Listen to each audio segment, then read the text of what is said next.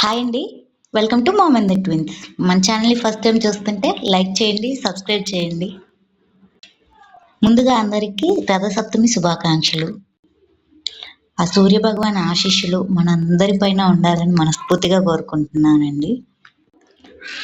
రథసప్తమి అందులో ఆదివారం వచ్చింది. సూర్య భగవాన్‌కి చాలా ఇష్టమైన రోజు. ఈ వ్లాగ్‌లో రథసప్తమి పూజ ఎలా చేసుకోవాలి అనేది ఈ వ్లాగ్‌లో చూద్దాం. ఉదయాన్నే స్నానం చేసేటప్పుడు ఇంట్లో ఉన్న ప్రతి ఒక్కళ్ళు పిల్లలు, పెద్దలు అందరూ కూడా జిల్లేడాకులు ఉంటాయి కదండీ! జిల్లేడాకుల్ని తలపైన, భుజాలపైన, కాళ్ళపైన పెట్టుకొని తలస్నానం చేయాలి. అలా చేస్తే స్కిన్ డిసీజెస్ రాకుండా ఉంటాయి. అలా చేయడం వల్ల సూర్య భగవానుడి బ్లెస్సింగ్స్, ఆశీర్వాదాల వల్ల శరీరం దృఢపడుతుందని మన పెద్దవాళ్ళు చెప్తారండి. పిల్లలకనే కాదండి, పిల్లలకి, పెద్దలు అందరూ గూడా అలా స్నానం జేయాలి. నేనైతే ఇక్కడ మా బాబుకి, పాపకి స్నానం జేపిచ్చేసాను. జిల్లేడాకులతో తలస్నానం జేపిచ్చాను. తలస్నానం అయిపోయిన తర్వాత ఇంట్లో దేవుడు పూజ చేసుకుంటున్నాము. మామూలుగా దేవుడు ఇంటి దేవతలకు ఎలా అయితే పూజ చేసుకుంటామో దీపారాధన చేసి, అలాగే ఇంట్లో పూజ చేసుకుంటున్నాము. ఇక్కడ మా పిల్లలే పూజ చేస్తున్నారు. ఇక్కడ నాతో పాటు మా పిల్లలు కూడా దీపారాధన చేస్తుంటే దండం పెట్టుకుంటున్నారు. మన చూస్తే మన పిల్లలు నేర్చుకుంటారు కదండి, వాళ్ళకి ఇష్టం దేవుడి దగ్గర దండం పెట్టుకోవటం, దీపారాధన పూజ చేయటం. ఫస్ట్ అయితే మనం ఇంట్లో ఎప్పుడు ఎలాగైతే దీపారాధన చేసుకొని వినాయకుడికి కాస్త ప్రసాదం పెట్టుకొని దీపారాధన ఎలా అయితే చేస్తాము రెగ్యులర్గా, అలానే ఫస్ట్ ఇంట్లో పూజ గదిలో దీపారాధన చేసుకోవాలి. ఆ తర్వాత ఇంట్లో పూజ అయిపోయిన తర్వాత సూర్యభగవానికి పూజ చేసుకుంటాం అన్నమాట. ఇక్కడ మా పూజ అయితే ఇక నేను దీపారాధన చేసి అగరబత్తి వెలిగిస్తే మా పిల్లలకి చాలా ఇష్టం ఊదుబస్తీలు తిప్పటం. వాళ్ళు ఇష్టంగా తిప్పుతారు. వాళ్ళు పూజ చేస్తూ మనం మంత్రాలు చెప్తే వాళ్ళు కూడా చెప్తారనమాట. మా పిల్లలైతే పూజ గదిలోకి ఎక్కువగా వచ్చేది ఊదుబస్తీలు వెలిగించి స్వామికి తిప్పడం కోసం.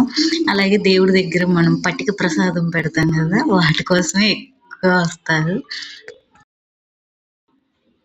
ఇంట్లో పూజ అయిపోయిన తర్వాత, అంటే ఇంట్లో మొత్తం దేవుడి దగ్గర పూజ ముగించుకున్న తర్వాత అప్పుడు సూర్యభగవాని పూజ అనేది చేసుకుంటాము.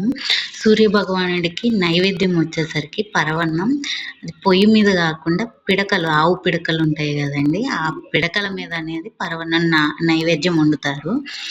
ఇదైతే ఇప్పుడు మనందరికీ అలా పిడకల మీద చేసుకోవటం వీలుండదు కదా, నార్మల్గా పొయ్యి మీదే చేసుకుంటున్నాం. ఇది నా దగ్గర లాస్ట్ ఇయర్ పిడకల మీద వండింది, ఊర్లో క్లిప్ ఉంటే యాడ్ చేస్తున్నాను. పిడకల మీద పాలు పొంగిచ్చి ఆ పొంగల్ చేస్తే పరవన్నం ఎంత టేస్ట్ ఉంటుందంటే నిజంగా అండి, లాస్ట్ ఇయర్ నేను ఫస్ట్ టైం టేస్ట్ చేయటం, ఎంత టేస్ట్ ఉందంటే చాలా బాగుంటుంది. అండ్ పిడకల మీద కాల్చడం వల్ల కూడా మనం పొయ్యి మీద పొంగిచ్చిన పరవన్నం పాలు పొంగల్ కంటే కూడా పిడకల మీద చేసింది చాలా టేస్టీగా, డిఫరెంట్గా బాగుంటుంది. పిడకల మీద కాబట్టి కొంచెం టైం పడుతుంది. ఆటోమేటిక్గా మనం పొయ్యి మీద గ్యాస్ స్టవ్ మీద పొంగించినంత స్పీడ్గా అయితే అయిపోదు, కొంచెం లేట్ అవుతుంది. బట్ చాలా బాగుంటుంది. అండ్ ఇదైతే లాస్ట్ ఇయర్ పిడకల మీద చేసిన పొంగల్ వీడియో, అదే పిడకల మీద పాలు పొంగించిన వీడియో ఉంటే యాడ్ చేస్తున్నాను క్లిప్.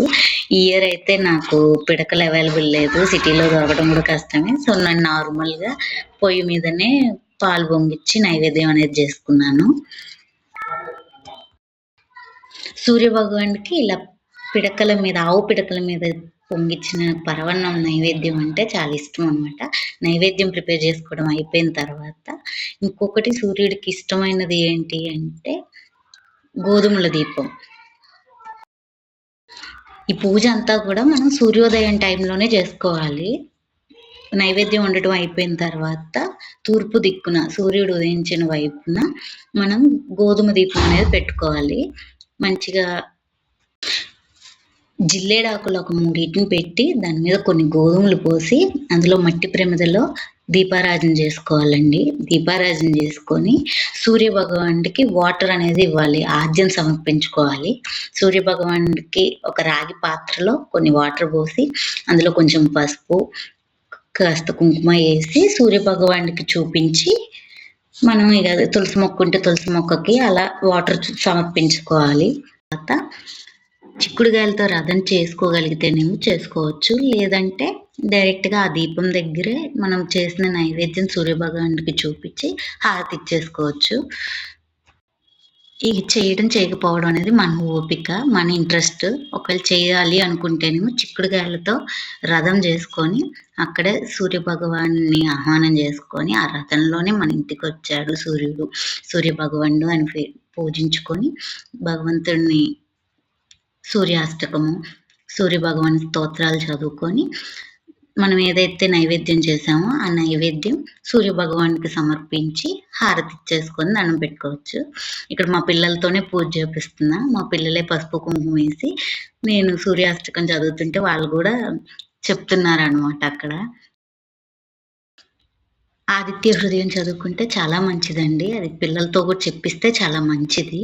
ఇగ అట్లా మనకు తెలిసినవి, వచ్చినవి కొన్ని శ్లోకాలు చదువుకొని, తర్వాత భగవంతుడికి నైవేద్యం సమర్పించుకొని, హారతి ఇచ్చేస్తే ఇగ మన పూజ అనేది కంప్లీట్ అయిపోతుంది. అలా మా రథసప్తమి పూజ అయితే పూర్తయిపోయింది. మీకు ఈ వీడియో ఎంతో కొంత యూజ్ అయిందనే అనుకుంటున్నాను. Thanks for watching. Do subscribe to